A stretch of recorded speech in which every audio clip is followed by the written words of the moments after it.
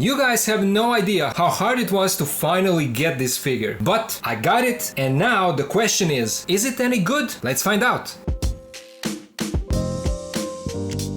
Hello and welcome back to the channel. In this video we're gonna take a look at a knockoff of amazing Yamaguchi Revoltech Harley Quinn made by a KO company Max, also known as Arkham Factory. I spent over 2 months trying to get this figure on AliExpress, and every time I placed my order I got a refund with a message that the figure is sold out. And now, after I don't know how many tries, I finally got it. I've heard some good things about it, and that has to be one of the main reasons why it was sold out for such a long time. I love seeing good Revoltech copies, so I'm very excited about this one. But first, we're gonna start with the packaging. It's a copy of a standard modern Revoltech box, and surprisingly enough, this one has this Revoltech Amazing Yamaguchi logo here. Usually names and logos are removed from KO boxes. We have a promo shot of the figure and a Max text down here. Here is one side of the box, here is the back with some nice promo shots, and then the other side of the box, nothing on the top, warnings on the bottom. But now,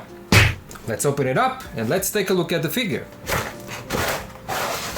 Now, what I've noticed over the last couple of years of buying all of these knockoffs and bootlegs from AliExpress is that Max copies, Max knockoffs, are usually placed in this plastic bag. So I assume that that's how you know when you have a real, genuine knockoff made by Max or Arkham Factory. Here is Harley out of the box, and this is a great figure. I know that this cartoonish style and design are not for everyone, but that doesn't change the fact that this knockoff turned out great. The plastic feels nice, there's no issues with loose joints, and articulation is as good as on their Catwoman that they recently released. This Harley is around 13.5 centimeters tall to the top of her head, so she is definitely shorter than other DC characters from the same line, and we'll compare a few of them a little bit later. But I like the proportions, the silhouette, and the colors that they went with. Taking a closer look at the details, here is how the head looks. Skin tone is pale, and her eyes, eyebrows, and lips are nicely done. Eyes are also articulated, and we'll get to that in a bit. She has her blonde hair with 2 ponytails that have a different color at the end. Her whole outfit is this play of switching between blue and red, and on the shoulders, elbow, and knee pads, on her top and pants, colors are metallic. But on the gloves and legs, colors are matte. She has this choker around the neck and then this belt around the waist that is glued here behind this pouch, but loves to rise up. And so far, that is the only irritating part on this figure. Here's a closer look at her legs, and then her boots with shoelaces and these silver metallic pieces. Bottom of the boots are also nicely sculpted, and while I don't have the original to compare it with this KO, this figure looks great, especially for a knockoff. Let's now take a look at her articulation. The head and the neck give you a great range of movement. Look at this. She can look left and right. She has a fantastic side-to-side tilt. This is how far she can look down, and here is how far she can look up. But then her ponytails are also on small Revoltech ball joints, so they hinge in all directions and they swivel. So you can really get some nice expressiveness out of them. She doesn't have a standard butterfly joint that we used to seeing on their male character figures, but because of the way that her torso is sculpted, here is how far she can put her arms across the chest. And then here is how far they go across her back. And that same shoulder or butterfly joint, however you want to call it, also gives you the option of sliding the arm up or down. So that's an extra range of movement. Of course, the arms rotate 360 and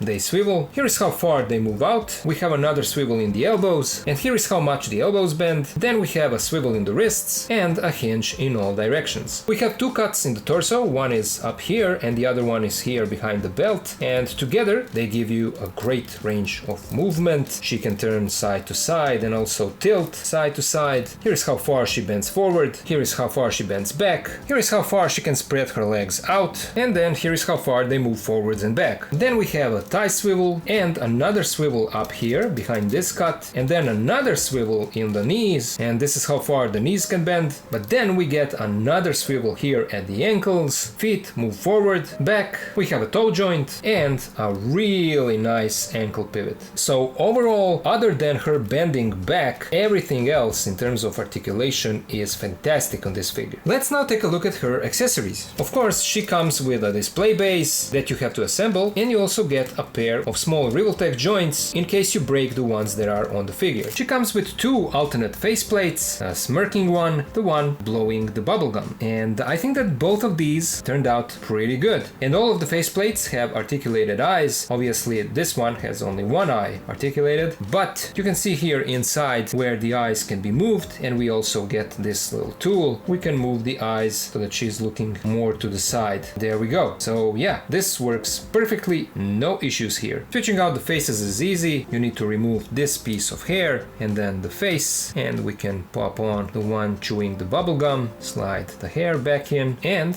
this is what we have. She also comes with few pairs of hands. A pair of fisted hands are already on the figure, a pair of grabbing hands, also known as trigger finger hands, a pair of dynamic open hands, and a pair where we have a pointing hand and a thumbs up or thumbs down hand. Switching out the hands is easy. These come off like that, and we see the wrist joint, and we can give her her gripping hand like that, so no issues. She also comes with an alternate pair of feet, and these are actually on roller skates. To switch them on, we need to remove the feet that are already on the figure, like that, and we put on the alternate pair. And so, here is how that looks. She also comes with two weapons, a baseball bat, and this big cartoonish hammer. And I have an issue with this one. This falls apart easily because the pegs inside are not strong enough to hold it together, but you can always glue it together if that's an issue for you. With these two weapons, you also get this hitting effect. And this one is a nice print on a translucent plastic, and here on the back we have this curved ball joint, and this can peg into the baseball bat, but the fit is not perfect, so I had to cut off some of the plastic and make this peg hole just slightly bigger for this to be able to plug in, and so now it works. And I had to do the same thing on the hammer, trim off some plastic, and now this effect fits. So just keep in mind, if you get this copy, that you will need to do just a slight adjustment in order for this effect to fit. Now, in order for her to hold the bat, you need to separate it like this, push it through her hand, and then plug this back on. There we go. And here we go. Here she is on her roller skates holding the bat. But then this huge hammer just slides into her hands like this, and she holds it without any issues. Let's now compare her to some other figures. Here's how she scales with Arkham Factory knockoff of Revoltech Catwoman, which is a fantastic KO by the way, and with a new factory knockoff of Revoltech Arkham Batman. And if you're interested in seeing my reviews for both of these figures, they are on the channel, and links for them will also be down in the video description. But here is how she scales with the original Revoltech Arkham Batman and 1.5 Joker, and this is exactly what I wanted to see. I think that she fits perfectly. She is much